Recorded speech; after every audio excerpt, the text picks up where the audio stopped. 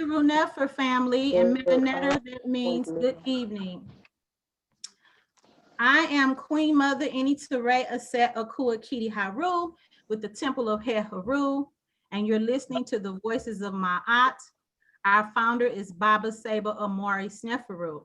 We have an exciting show tonight, but before we get started, I'm going to do my normal Hesi, our chant. I'll say it in Metanetter, and then I will do that in English. Pa netter ampu pa Maat, Ankwais de Jeb, Ank Jasaneb. Uben nefer akar pa inbu haru Maat. In English, that means how sweet is the truth, life, power, stability, life, prosperity, and health, rising always in divine excellence with Ma'at all day, every day. And family, when I say Ashe, it simply means that we agree and we're on the same accord. Ashe? Ashe. We have a gorgeous queen panel with us tonight. And basically what we're going to be doing is we're going to be having a candid discussion with the queens about their thoughts, their views, and their concerns of police in the community. Before I get started, though, I'm going to give you a little history and background. So just bear with me for 1 second while I find the information.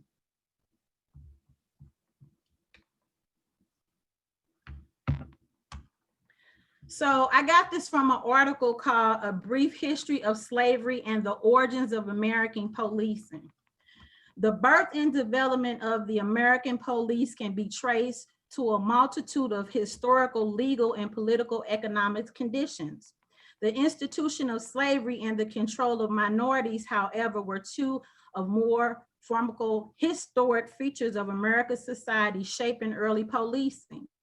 Slave patrols and night watches, which later became modern police departments, were both designed to control the behavior of minorities, especially those of Blacks.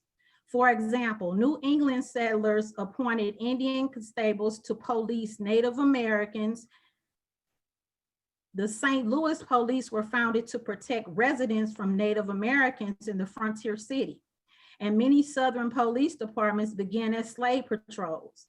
In 1704, the colony of Carolina developed the nation's first slave patrol. Slave patrols helped to maintain the economic order and to assist the wealthy landowners in recovering and punishing slaves who essentially were considered property. Policing was not the only social institution enmeshed in slavery. Slavery was fully institutionalized in the American economic and legal order, with laws being enacted at both the state and national division of government. Virginia, for example, enacted more than 130 slave statutes between 1689 and 1865. Slavery and the abuse of people of color, however, was not merely a Southern affair, as many have been taught to believe. Connecticut, New York, and other colonies enacted laws to criminalize and control slaves. Congress also passed the fugitive slave laws allowing the detention and return of escaped slaves in 1793 and 1850. The literature clearly establishes that a legally sanctioned law enforcement system existed in America before the Civil War for the express purpose of controlling the slave population and protecting the interests of slave owners. The similarities between the slave patrols and modern American policing are too salient to dismiss or ignore. Hence, the slave patrols should be considered a forerunner of modern American law enforcement. Ashe? Wow. Wow. Right. And so the other information that I got was from the AAPF, the African American Policy Forum, #SayHerName campaign.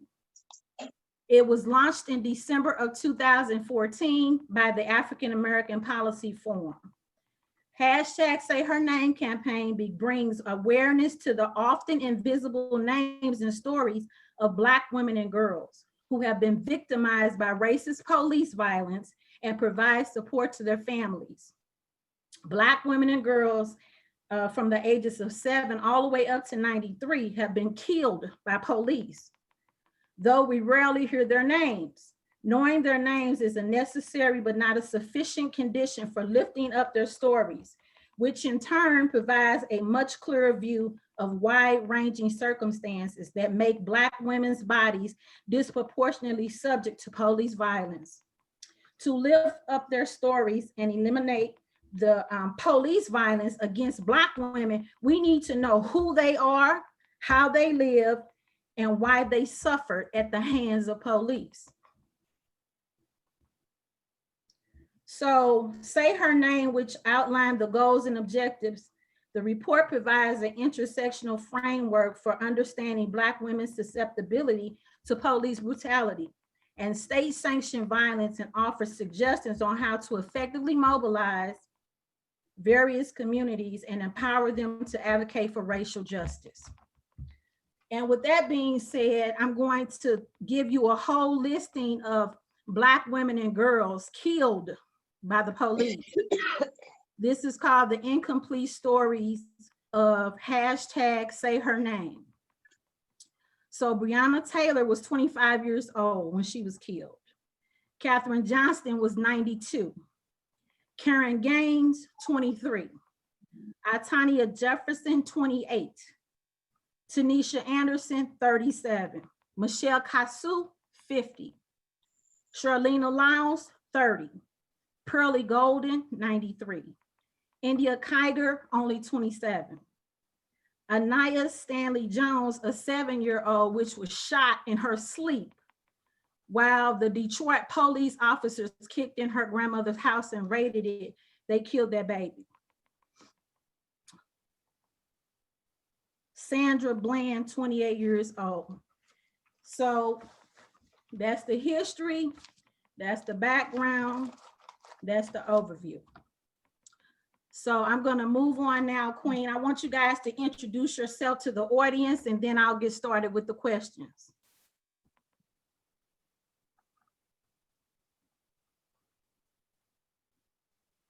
Anyone can go first. Uncle Jackson Ebb family, Uncle Jackson Ebb. I am Desiree Inikutoa. Good evening. Good evening. I am Hakika Tabia Nefermad Ra. Good evening. I think we all were trying to digest what you just told us. I know I was still. I know it's a mind blower, isn't it? Yeah. That's why I wanted to have the show. Go ahead, Queen.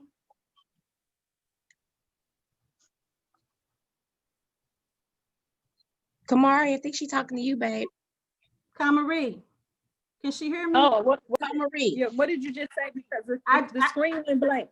Oh, I just said introduce yourself. Oh, okay. I'm Sister Kamaria Auset Banu. And yeah, it gives a little backdrop to why they have that mentality, and they're still trying to possess that same mentality because that's what they were used to doing. Absolutely. And things haven't changed. It's just, it's unfortunate they haven't changed, even in the year 2020, that we're still experiencing that. But anyway, Sister Kamaria Auset. Ashe. Okay, so I'm gonna go ahead and begin with the first question. Marie, can you hear me? I hear you. Okay. As an African sister in your community, do you trust the police? Yes or no? If you trust the police, and if so, I want you to explain why or why not. And I'm gonna start with Hakika. Do you trust the police? Yes or no? And then explain your answer.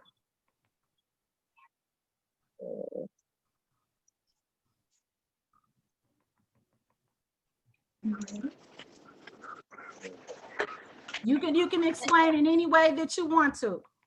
That's really gosh, I've always hated yes or no questions.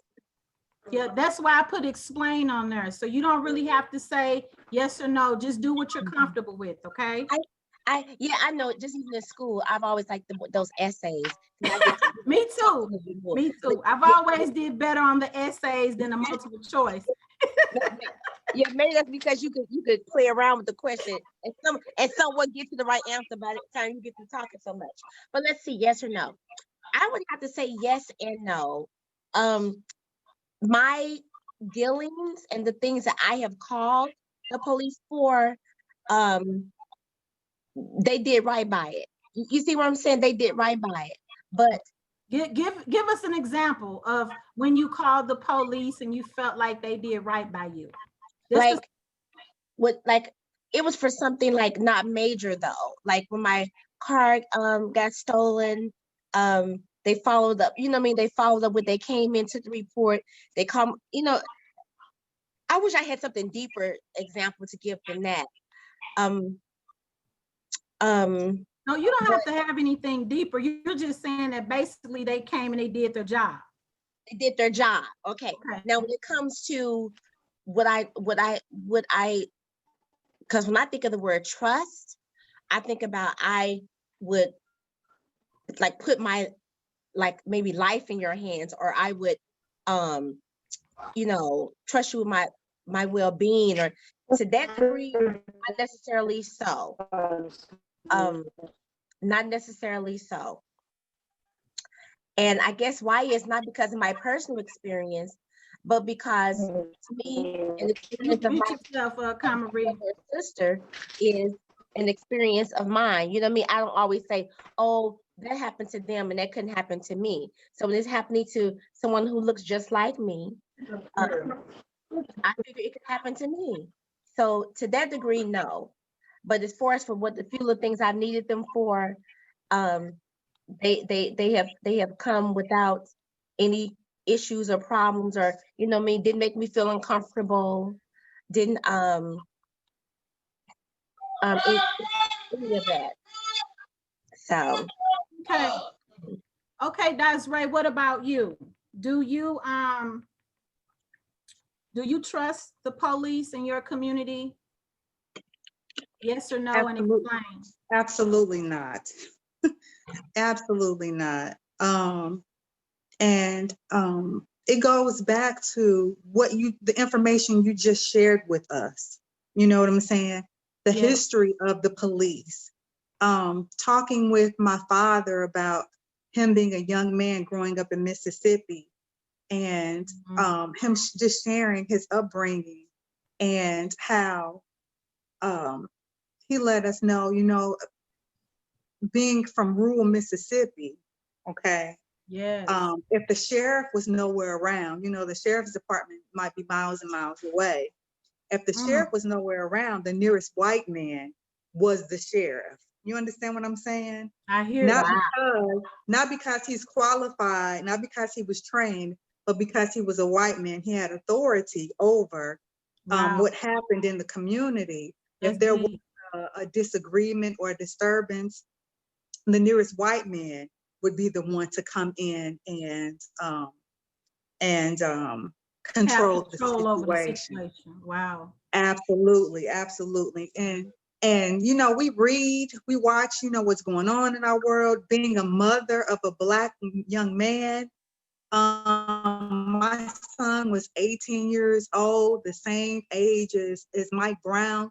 And that these stories, I mean, they shake us. They really do. So I cannot say that I trust the police at all. Okay. At all. And I have some personal stories. I was married. My first husband was a police officer, a St. Louis City police officer.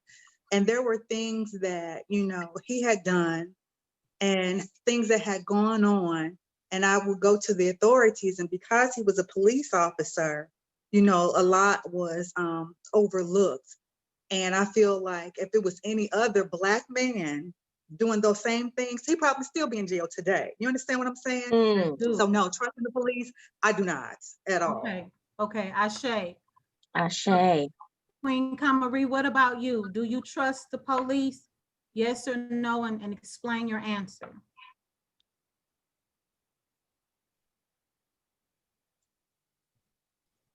Unmute yourself, sis. I think she got stuck. She might have to leave, come back. It looked like it's stuck, frozen. I'm sorry, I had it on mute and I'm just talking. I'm sorry. I said I have to agree with Desiree. I'm not saying that all police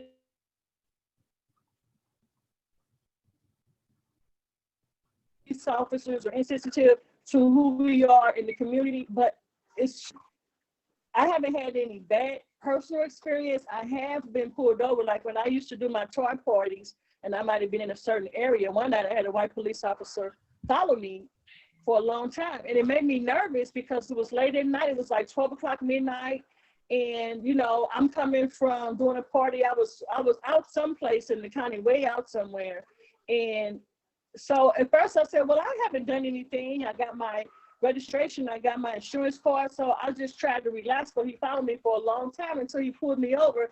Like, what are you doing out here? Like, what's your black butt doing out here? You know, so I told him I just had, you know, that I was an independent contractor. I had just got done doing the party and I was heading home. And so he was like, yeah, well, you know, don't hurry up and get home, that type of stuff. So it really made me, it agitated me, but I tried to like stay calm. It was in the middle of the night. Nobody was around. Make sure that I didn't say anything to agitate him so I could get, you know, home safely. But it made me feel uncomfortable. And I don't, I'm always concerned, like with my son, Malik, he's at Cape Girardeau for school. He comes home every other weekend. So I'm constantly saying to him, hey, don't be out too late because I don't want you out late because I don't want the police pulling you over. You know, because at one time it was a thing that we felt, oh, we have good kids. My son, he's not into any criminal activity and he's not doing anything wrong, so I shouldn't have to worry about that. But in today's world, you don't have to be doing anything. You don't have to be doing nothing. You can do everything right. You can answer all the questions correctly. You can say and do what they say do. You don't have to do nothing. Just be black. harassed and Right. Right. Just be driving while black, as they say. So no, the answer to the question for me is no, I don't, because these are the people that we're supposed to look to for protection in our community. And I don't feel that way. I feel like right now, how I feel, I have to protect myself and my family. I don't look to call the police. I just feel like we're out here on our own. That's how I feel. Okay, now real quick, Marie, since you brought up. I don't trust them. Okay. Hell no. All right, real quick. I know you you brought up, you said something about Okay, what did you say? Can you hear me, Marie? I didn't hear the question clearly. No, I was saying, I know you said something about Malik. Do you feel that same kind of way when it comes to your daughter, or is there a little bit more concern when you consider your son?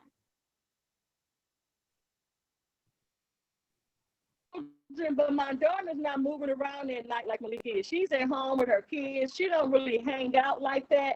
And what disturbed me recently is that I had a talk with my son, and he was like, Mom, you just be getting too worried. The police, you know, it's not like that. He said, you just, you know, if they pull you over, you just show your license and stuff and you should be okay. I said, are you crazy? I said, is that how you really feel? I said, Malik, you can't be that vulnerable. So I had a talk with him recently because he's hanging out, coming, you know, he don't do a lot, but he'll be coming home like at 2 o'clock in the morning. And I cannot sleep till I know he's home safely. So I do feel the same concern for both of them, but more so for Malik because he's a young black man. And I feel that white police officers are threatened by our males more than the females. And Malik is out moving around at night. So that's why I feel more so for him. And I know that the black man is a threat. And I understand why they feel the black man is a threat, because our black man is strong. That's why they feel threatened. Right. Okay. Okay, so Marie, I don't know if are you on your phone or are you on your computer? I'm on my phone. Okay, yeah, because it's kind of going in and out. but as long as you can hear me, Okay. that's fine. Okay, so to I the can hear next, you. okay. So here's my next question for the panel. And then in order so we won't be on top of each other, I'll just call on you all, okay? Do the police of today mirror the police of 20 or 50 years ago when it comes to protection, community service, and or securing the citizens? Should I repeat it? Desiree, you want to take that first? Do the police of today mirror the police of 20 or 50 years ago when it comes to community service, protection, and securing citizens? What are your thoughts? I believe that they do mirror, say 50 years ago. Wow. Like I stated before, you know, just talking to the elders in my family about, you know, the police and what was going on then. It seems as if nothing really has changed. Nothing has changed. Policing has not changed for us. You know what I'm saying? So, yeah, nothing has changed. It does Okay. mirror. Okay. Kamari, what about you? Do you feel like the police? I totally agree. Okay. Tell me why. Because as Desiree said, they're still doing the same things that they were doing, trying to make sure they control the Black community, the Black citizens. And even I think the one thing that may be slightly different is that they have more Black police officers that are doing the same thing, because from my understanding, when you become a police officer, you have a brotherhood with your fellow police officer more so than you do your Black community. So some of this abuse is allowed to take place in front of or in the company of a Black police officer, and he does nothing to stop it, because Okay. his commitment or his allegiance is to his fellow police officers. So I think that would be something that's different today as opposed 20 to 50 years ago, because 20 to 50 years ago, they wasn't having no black police officers. Right. It's interesting that you bring that up, Queen, because you're getting into question 4. Sorry. Oh, that's okay. That's okay. Come on, Queen Hakika. Do you think that the police of today mirrors the police of 20 to 50 years ago? What's your perception? I would have to agree with both of the queens here on the panel. And the only thing I think I would add to that is, now that I know what the initial role of the police was not necessarily to protect and serve. Now that I know even initially that that's not why they were put in place, then they for sure mirror how they were 20 to 50 years, because I misunderstood obviously for a long time what their role was. And so now that I've become been enlightened on that it never really was to protect or serve us. I think they're doing exactly, I guess no one came in and say, hey, let's change that mindset. And even if it's not known to everybody, because I don't believe everybody who's on the police force, you know, especially some, you know, I believe there are some Black officers who got on the force to say they wanted to help their community, that they wanted to make a change, because a lot of us join things thinking that we can do that. Absolutely. I don't think they initially knew what when police were, you know, first put in place, what their initial role was. I really don't believe that. I believe if they did find out later, they probably was just as shocked as I was that it was never to protect and serve. So yeah, I think they're definitely mirroring the same that. behavior. The same Yeah. behavior. Okay. All right. So now I have a scenario for you, queens. May I add something to that question? Go right ahead, Queen Desiree. My apologies, Queen Mother. No, I lost no, train go of ahead. thought while I was talking. I wanted to add something to your introduction, the information that you shared with us, and also highlight the fact that the police have never been organized to protect the people. Their purpose is to protect business and protect commerce. Yeah. When businesses are being impacted, that's when you see the police come out. So they're there to make sure that commerce and businesses are run accordingly. And if you interfere with that, yeah, you're going to see the police out. And of course, you know, if you happen to be Black in an area, like Queen Marie was saying, you're of color and you're in an area where, you know, you're outside of your neighborhood. They call them sundown towns. You know what I'm saying? You're going to be, why are you even here? So it's really not about the people. It's about protecting, you know, the money, protecting the commerce. So I wanted to add. And that's great. That's a great add on. But also, not only is it about the commerce, but they get to decide who they think are more important than the others to protect, which is even deeper, right?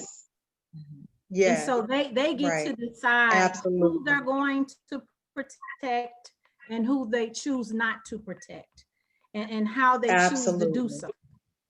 Now, how far back, Queen Mother, how far back is this you know what I mean, when I don't know when the first beginnings of police, I don't even know if that was the beginning terminology of them, but I can just say okay.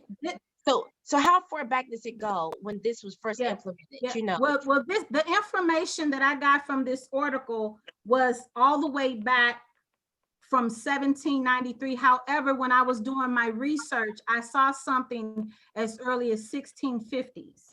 Wow. Okay, but I'm taking information from this particular article that says 1793. It could be even earlier than that. So you mean way from 1600 something to 2020? At least 1700s, yeah. So how many decades is that? I mean, I can't. I mean, honestly, way too many. I mean, and we're still. Yes, but see, a lot of times when we research and find out how things were created and how things were invented, you see what I'm saying? It's still that same mentality. It's those same behaviors. It's just that it's 2020. But that premise, that agenda is still alive and well. Right. Absolutely. Absolutely. And it brings to mind, when Black people would move about and they would be stopped by white folks, you know, during those times. First thing they ask for, where are your papers? Where are your traveling papers? Do you even have permission to be out here? You know, so you have to produce traveling papers and bring it forward to today's day. The first thing they want, your driver's license and your registration. Yeah, that's right. Let me see your ID and your registration. And your traveling papers. Yes, absolutely. Ashe, Queen. That's a wonderful point, because you know what? It's the same game, right? Fast forward. Policing Black bodies. Yes. Yes. Ashe. Okay, so this next one is a scenario, guys. So you are on your way home at 1 a.m. and you're alone. You are asked to by two white police officers, and you can see that they're white, whether it be two male white officers or maybe a male, even a female, but these officers are white. They've asked you to pull over. It's 1 a.m. in the morning. Would you feel threatened? Would you feel afraid or nervous? Yes or no? You don't have to feel either. You can just tell me how you feel, but if so, explain your answer. And then, hold on, you know Queen Mother got some more. So on top of that, use that same scenario and flip it. If they were Black officers, 2 Black officers, male or female and male Black officers. Who wants to go first?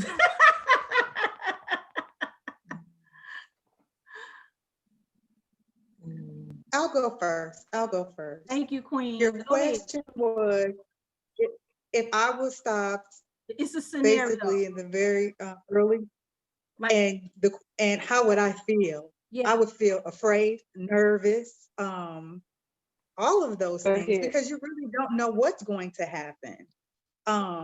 Even though knowing I've done nothing wrong, I got my traveling papers, they're in order, you know what I'm saying?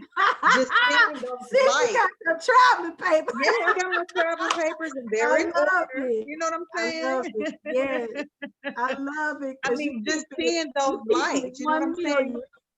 I mean, I could be driving and I'll see those lights behind me. I automatically have a certain feeling, and they might not even be coming from me. You know what I'm saying? You just see those Right. lights That's in true. your You rear like- view mirror, and then to be That's a- alone in the middle of the night, absolutely, I would be afraid. Absolutely, yes. Now, if we're talking about 2 Black officers, 2 male officers, not so much, but still afraid, you know, because you don't know who they are until they get to your window. You don't know who's in the car, you know what I'm saying? But Right. if I saw they were Black, male, or female, I wouldn't be as afraid. Definitely not. But white folks, yeah. Yeah. Just keeping it 1 million, guys, right? Just Yeah. keeping it 1 million. That's what it is. That's Right. what it is. Just being honest. Okay, And you- Queen Marie, what if you were in that same scenario? Oh, okay, you talking to me? Marie? Is it my turn? Okay, well, I agree with Desiree. I would be. Can you hear me? Yes, go ahead. Okay, I agree with Desiree. I would be afraid, nervous, and all of the above. You know, especially if they ask you to pull over in a remote area. You know, I'll be like, hey, follow me to the filling station with the light. Yeah, Follow but me. if you do, Follow me to the Walmart. yeah. Let's go this way. I'm gonna pull over, but we're gonna have to go down somewhere else.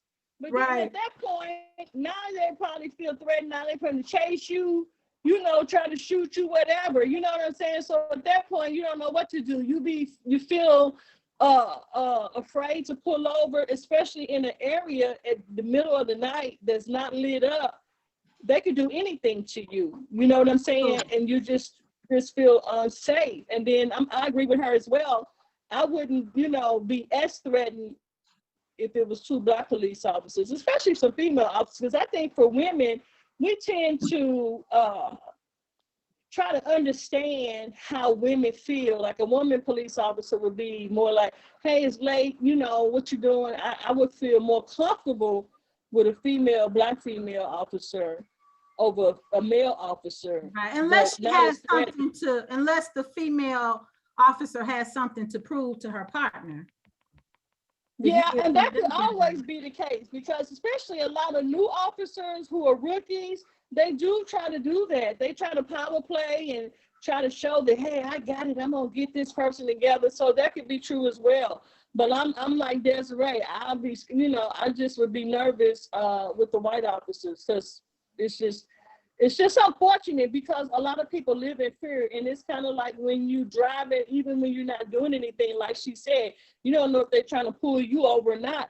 It's just a mindset of being fearful in today's society, period. You know, if they come behind you close, you're looking in your mirror like, oh, I hope they're trying to pull me over, because you don't really have to be doing anything to get pulled over. So that's the big fear factor, is that you don't, the biggest fear factor for me is that they don't have to follow the law.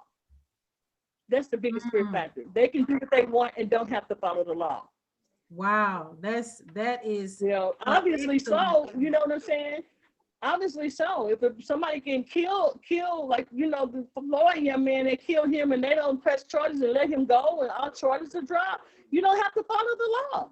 right. So that's fearful.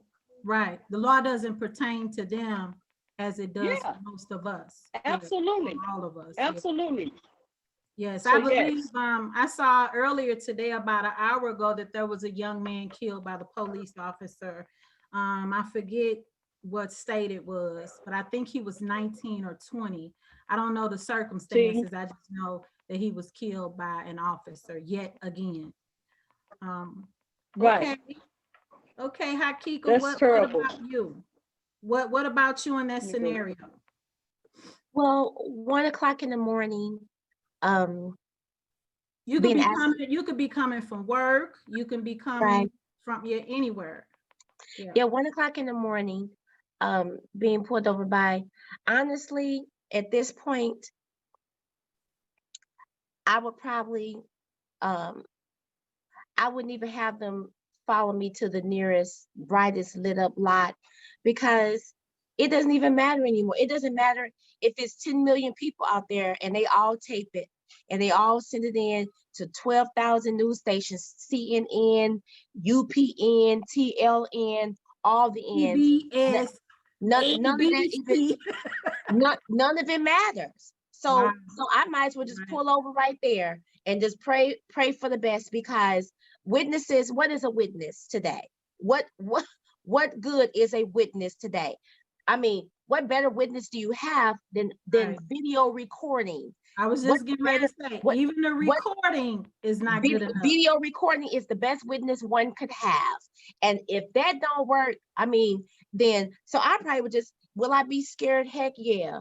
But it used to be where you say pull over, have the person follow you, have them follow you to the nearest, so there could be witnesses. But everyone has cell phones, everybody, and it's like it just don't matter. I feel like I'm disposable. So I just have to pray for the best each and every time, because I'm disposable. And I honestly don't believe, in hearts and hearts, that anybody would be accountable or made to pay for anything that necessarily happens to me if it happens. Because we've seen some of the worst things caught on tape and nothing happens. So Absolutely. it's a terrible feeling to have, that Indeed.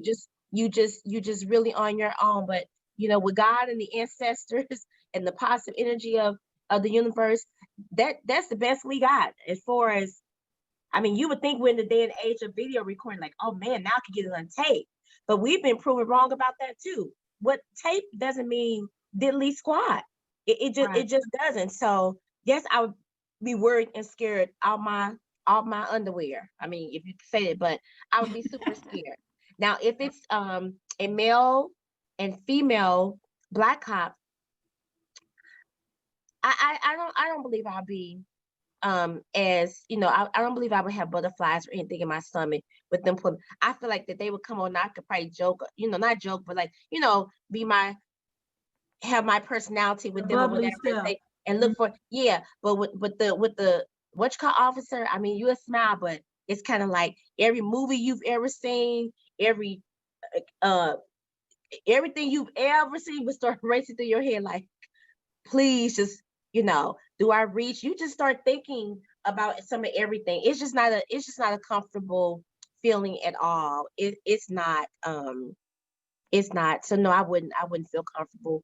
I would be afraid. I would be nervous, anxious, um, and praying like you don't know that we can hurry get this over with, you Okay. know. So I told our queen, my, let me make sure I say her name correctly. My Atama, our queen, my Matama. She shared a story with me before we came on, and she couldn't join us on the panel. However, she said that one of her cousins or a friend of hers had an experience where I believe her daughter or her niece was coming home from a club and she was intoxicated. And she was pulled over by some white officers. And the white officer, they can't, the officer got out the car and he said, ma'am, you seem like you drunk. You seem like, you can't drive the car. So these white officers, what they did was, one of the officers drove her car, put her in the car and took her home. They didn't give her a ticket.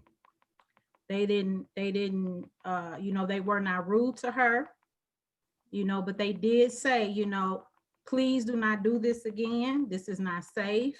You know, we understand you want to have a good time, but be careful. And so when she told me that, I have to admit, I was shocked.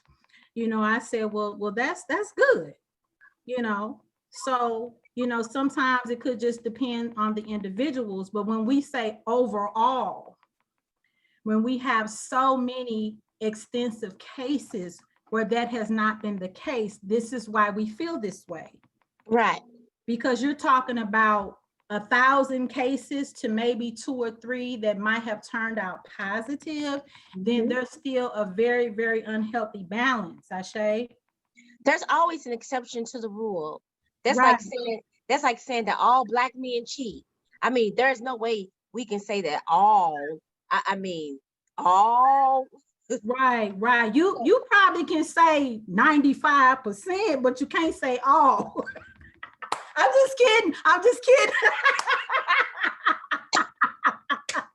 She brought it up. No, but yeah, I am not in this conversation at all.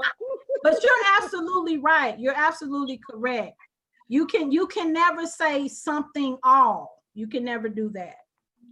Right? So I totally agree with that.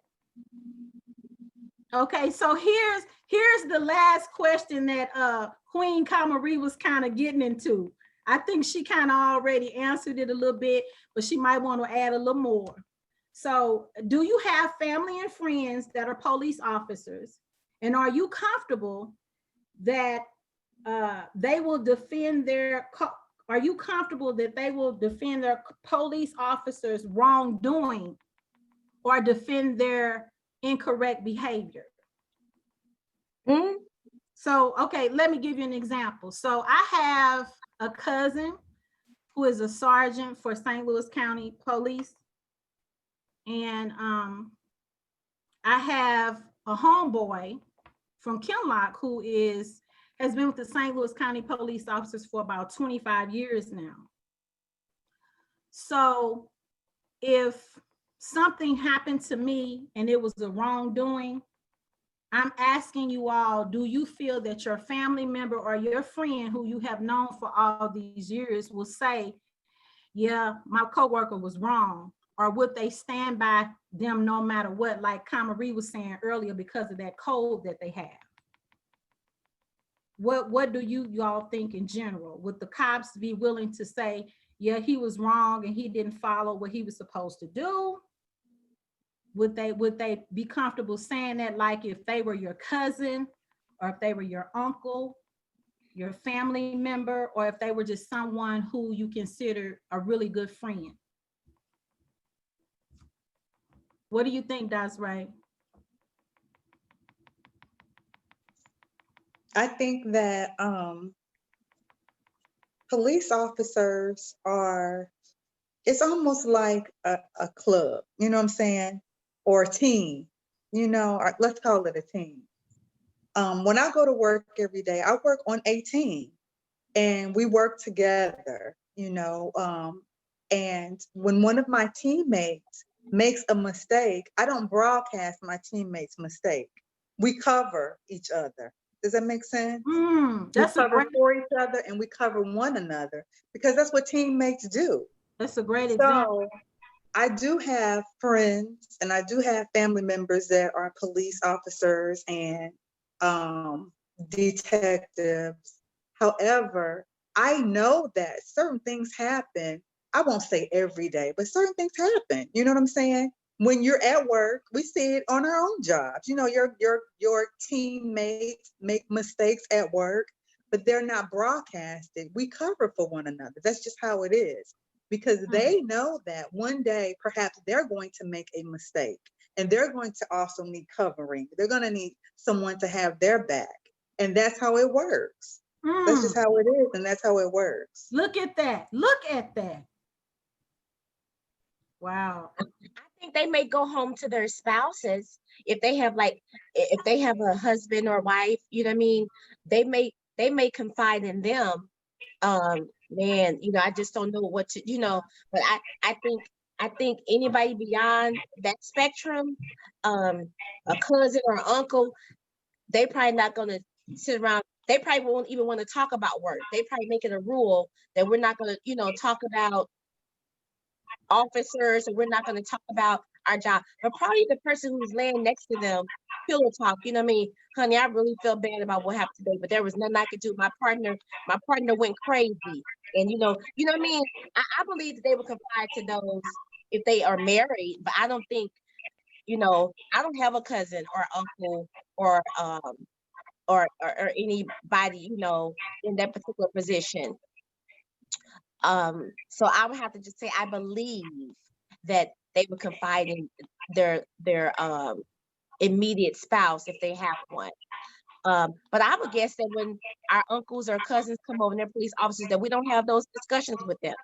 You know what I mean? I could see it could be uncomfortable when Uncle Rob come over here, police officer, to get into that. I believe they just probably don't even talk about it.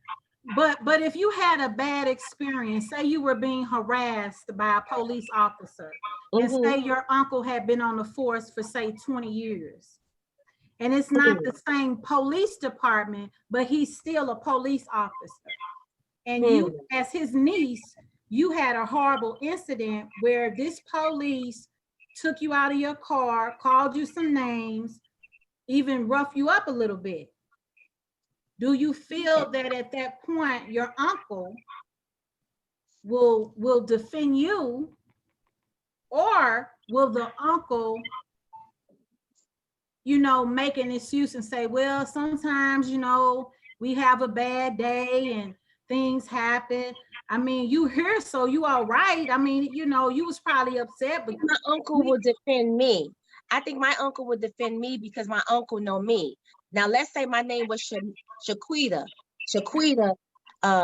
and I'm off the train anyway. Then my uncle may say, "Well, Shaquita, sometimes you." But I think because of who I am, my uncle would probably defend me because he probably know I wasn't doing. You know what I mean? right, Doing nothing more than just driving along like Miss Daisy. right. But, okay, so. And in that instance, maybe your uncle will just, go have a conversation with that fellow officer and be like, the thing of what I guess what I'm really getting to is the fact that sometimes when you have family as police officers, your situation might work a little differently because you have an inside track. Whereas another person, you see what I'm saying, that's not connected, may just have to deal with extra discrimination and different things of that matter because you don't have anyone connected. But let your grandfather be the chief of police that retired or something like that, and then one of them police harass you. It may, I said may, because it's still a thin line. It may be a little different, right? Well, I have a quick story. I was substituting at Clyde C. Miller, and I got pulled over in the county, so I don't know where I was. And so basically, make a long story short, I was going through an apartment complex. I saw the officer sitting to the left. He ended up pulling me over, saying I ran the stop sign. I did not run the stop sign. Many people who lived in the complex, they ran the stop sign, but I know I didn't. Okay, so of course I said that. I said, well, they ran it, but I didn't. I wouldn't look at you in your eyeballs and say, but I'm glad he stopped me, because by him stopping me, I found out that there was a warrant out for my arrest for, I believe it was petty theft at the time. I said, excuse me? So I said, petty means small, and them stealing. So I said, are you joking? So he said, well, I'm not going to take your car, but get this taken care of. I said, oh my God. So this was like a Friday. So I had to wait all the way till Monday. So I was nervous the whole weekend because I couldn't get into talking to anybody. Turns out that someone must have used my name, and they were stealing at the Schnucks off of Chippewa and something. They stole like hair grease, some air freshener, some ridiculous stuff like that. And my name, but if I had never been stopped, and the officer was kind of kind enough to say, listen, I really believe you. So just get it taken. You just seem like you wouldn't have done that. I was in the classroom subbing at the time. Thank God I had proof of clock in. I had the sheet I signed. I had all that. So I say that to say, when I called the station to find out, the person who answered the phone recognized my voice. It turned out it was Wow. an officer who tried to talk to me before. Wasn't my friend, wasn't my uncle. He said, Shirley? I said, yes, yes, yes, who's this? This officer. Yes, it's I. He say, what's up, girl? This, I'm just make up a name. This Monroe. I said, hey, Monroe. I don't even know who Monroe. I said, Monroe. He said, I always try to talk to you, but you don't give me no play. He said, what's going on? So I told him, he said, oh, boy, I know you didn't do that. Then he started asking me, he said, do you still work for St. Louis F4As and do you still be giving out information? I mean, do you still sing? He started talking about that. He said, let me call this officer and tell him I know for sure that he got Right. a person. So Wow. he called the officer. He gave me the officer's cell phone number. Had me call the officer personal cell. You know what I mean, to kind of talk with him. So even Right. in that instance, you know what I mean, he went to bat for me due to character, the little bit of character he knew, Yes. Yeah, and he was no kidding to me. Just somebody who that's just not. called favor. But you That's know called what, sis? favor. You know what, sis? That's a great example of what I was kind of getting to. You know, because you were in a way connected to the other officer, you know, he called the other officer and he was like, no, not her. Cause like, I know her, right? And so, you know, I think when things happen like that, it's great. But the other side of that is that if you didn't have that, you could have still been put in a situation, right? Mm-hmm. So that's an excellent example. Okay, Queen Camry, you kind of answered it a little bit. You kind of answered it a little bit earlier, but do you have anything else to add? You're on mute, sis. Sis, you're on mute. I just want to make sure y'all hear all the baby crying in the background. She looking at that food. She ain't looking at me. I don't really have much to add to what's been said because I don't have any family members or friends personally that are police officer. I did have a young lady friend that I knew was a police officer at WashU, but nobody that I know personally. I just think that, you know, all police officers are not that bad because some people had some positive stories that they were being helped. So all of them are not that bad, and we want to try not to have the mindset that they are. We just can pray, like you say, that, you know, Shelley had favor, you know, and pray that the answer, you know, prayer is the one thing that keeps me grounded, that I just pray that I'm going to be okay, even though in my fear, I have to trust the ancestors and the universe that we're going to be okay, that we're going to get that officer that may not be trying to be abusive or whatever. I do feel that there's a sense of loyalty to the brotherhood. I do. And I think for Black officers, I think that they a lot of times are faced with the big adversity of trying to decide what to do. Now, I want to help my brother or sister, but I know I want to keep my job, you know, because a lot of times if you step out of line, you may know that you may be getting ready to get fired. So sometimes I think it's a harsh reality for them to have to face what to do. You know what I'm saying? So I guess it depends, like we were saying, a person's character, where you stand for what's right and stand alone. You know, I get another job. I ain't finna let you sit here and kill this brother. You're gonna have to kill me too. You know, so hopefully it's somebody that has good character that would try to stand for what's right. But a lot of times they don't. I think sometimes they take the position to do nothing. They're not going to say nothing to the officer to make the officer feel I'm against what you're doing. I'm not going to try to help save this brother. I'm just going to do nothing. And that kind of puts them in the position where I ain't do nothing. I wasn't for it or against it. And that's kind of a safe place for them to be for those that don't know what to do. Right. And then you may have situations where they may seem to go along with it. They go along with it at the time, but yes, they will approach that person and say, hey, what you did today, that wasn't cool. I don't appreciate you putting me in that position. Don't do it again. Right. You know, and Try even not to do that again. right, and then even Right. some of those officers are faced with, yeah, he ain't on the team, like Desiree was Right. saying, you know, and it does come down to, what it comes down to is integrity. Right. And so with integrity, it's like saying, I'm gonna do the right thing no matter what, right?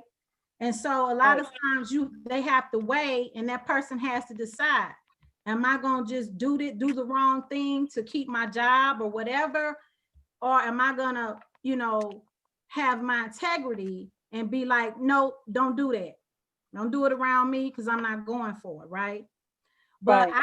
I think that it is really shameful Yes. that in all these hundreds and hundreds and hundreds of years that we still in 2020 from way back when don't have the reform Yes. that we need, right?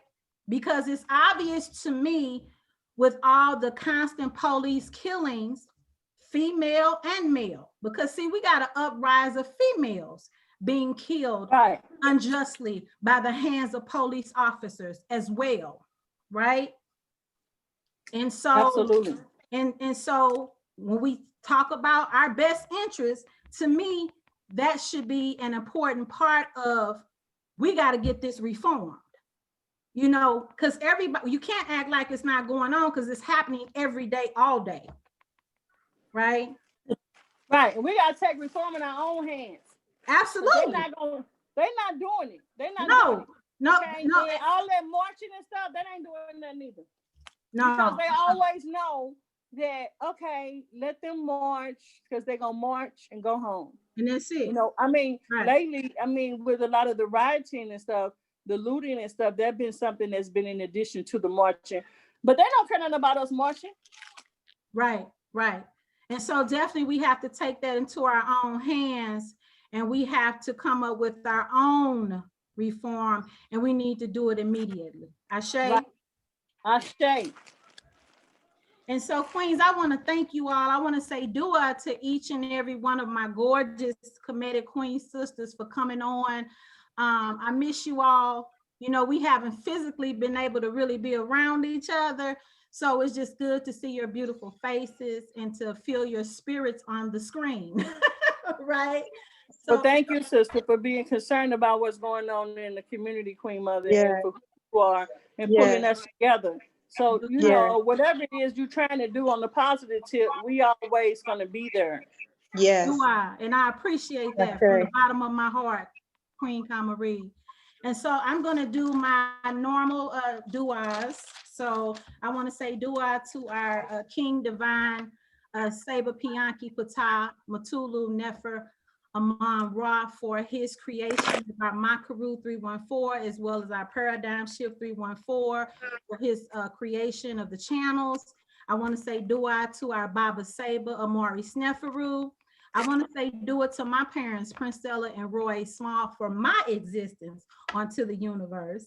And I want to say dua to our Elder Rini Ankh of the Temple of Heru. I want to say dua to our Queen Elder Regina Dennis Nana of the Temple of Heru. I want to say dua to Dr. Riketti Amand for her beautiful teachings of the Meta Netter. I want to also thank each and every one for listening to the voices of my aunt, and we will see you next time. Everybody have a wonderful evening. Ashe. Ashe. Bye, y'all. See you later. Bye.